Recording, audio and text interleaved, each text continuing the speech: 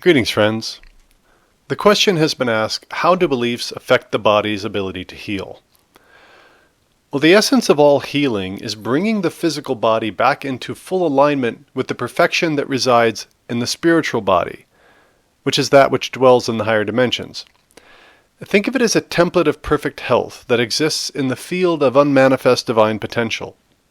The template of perfect health of the human organism includes all aspects of human physiology, from muscles to the chemical structure of the brain. The cells are the building blocks of the template, and they are amazing receptors of energy. Most of your scientists have no idea what cells really are and can really do because they see the cells as purely physical, but they are mostly energetic. The part that you can see is about 10% of what is actually there. They are indeed receptors of energy. The energy your cells receive exists in perfection in the field, where your complete and total abundance exists. Part of that is your financial abundance, which exists in your own storehouse, if you will, in the field, and which you bring forth by your receptivity and action in the world. For example, you intend to make $100. You meditate on it and truly embody the belief that it is so. Then you take action in the world, and the field lines up all the right receptors, in this case, the people and the events that steer you towards the $100, put you basically on a collision course with it. It is the same with perfect health. When you intend for it, you are accessing the template of perfect health that exists for you in the field, same as the storehouse of abundance. The degree to which your physical body matches the template is the result of the receptivity you have in the physical.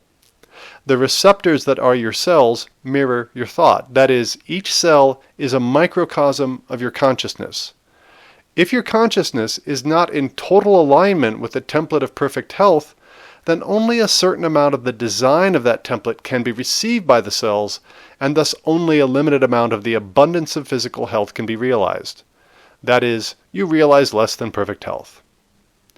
The flow from source to the receptors is constant, but the ability to receive it is muted by your thoughts and beliefs. It's like how sound travels to the receptors of the ears. The sound is constant, and the ears receive all of it all of the time. But if you put your hands over your ears, then they don't receive all that they could. Their ability to receive is not diminished at all, but there is now something between the ears and the sounds.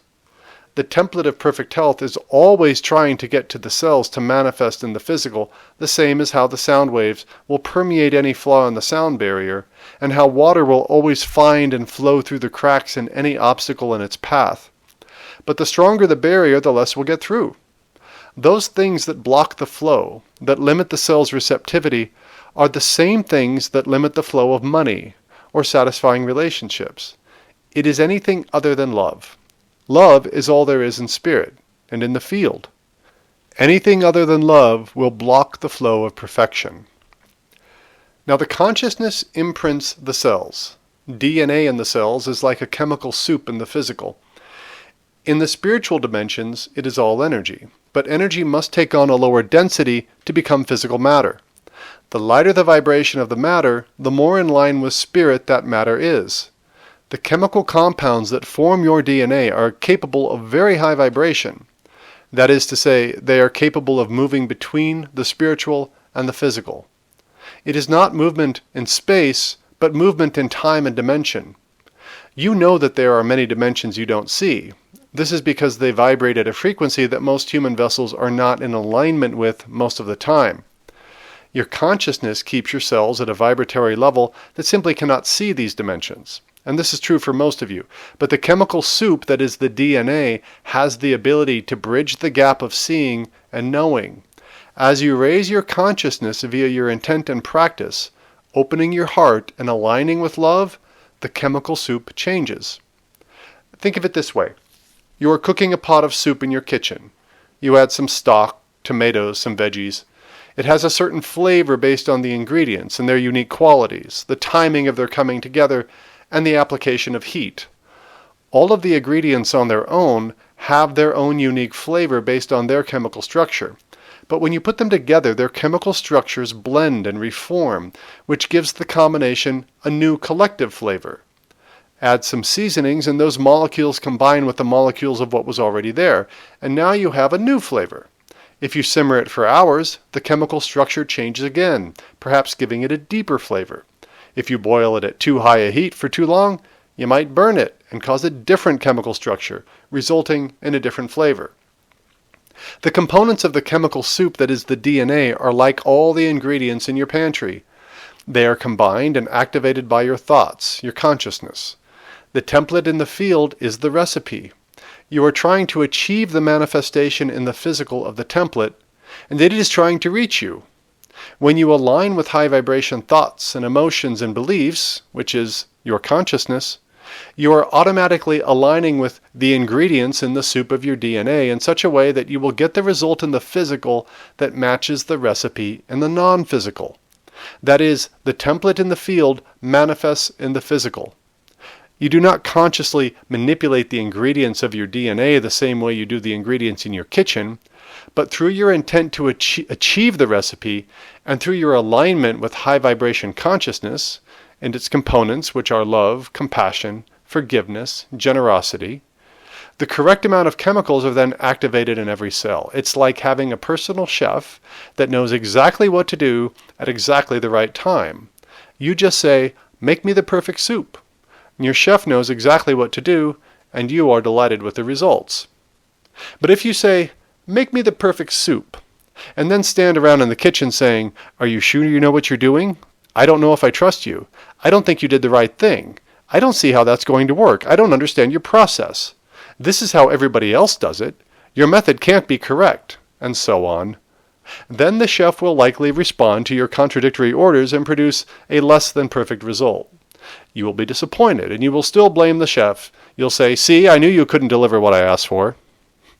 There is so much at work that is unseen, and because you don't see it, you don't trust it. Faith much? You also can't see the heat from your stove, but you rely on it to bring about the chemical change that cooks and flavors your food. Order up what you want, align with love as much as you possibly can, and constantly if you are able to, and then stay out of the kitchen. Your personal chef will deliver the perfect results on time if you let him.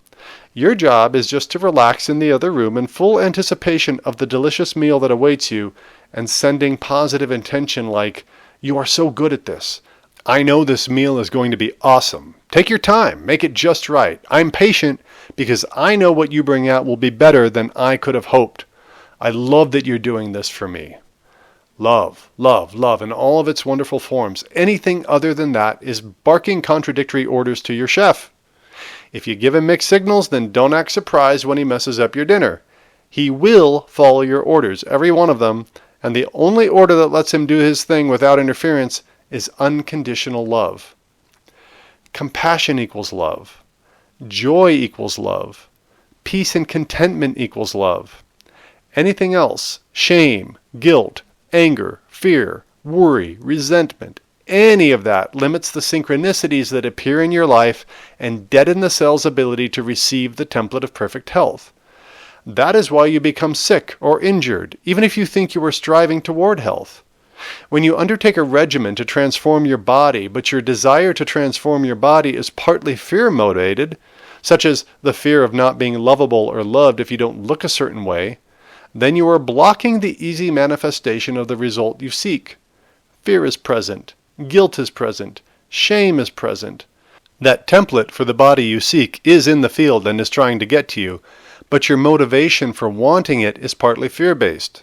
That actually keeps the pattern of physical perfection from coming to you in fullness. In other words, it limits the cell's ability to receive the template fully. The results of physiological processes you undertake for health and well-being vary not because every body is different, but because every consciousness is different. You believe that DNA affects an individual's predisposition to certain physical conditions and their receptivity to one form of healing or another, but that isn't completely accurate. It is the receptivity of the cells that carry the DNA, based on the instructions of the mothership of the mind, acting with free will, that determines the results. The consciousness of the cells mirrors that of the mind. Consciousness is what makes them fully open and willing receptors or not. Thus, consciousness impacts DNA. Science observes DNA that looks a particular way, and they link it to certain physical conditions. They say, if you have this gene or that gene, you have a greater chance of getting this or that ailment. That is accurate to a degree, but where they go wrong is in assuming that you came in with those genes and that they are unchangeable. Your consciousness is what causes the DNA to look and behave the way it does. Consciousness alters the cells, and therefore DNA, and that leads to results in the physical. This also explains why the seemingly unexplainable phenomenon of spontaneous remission is possible. This is why it is so important for healers to read the energy of their patients, and it is where medicine will continue to focus more and more. It's not about treating or removing a manifestation of imperfect health. It is about clearing the energy that limits the perfect health that is downloading to the cells all the time if there are no barriers in the way. We are complete.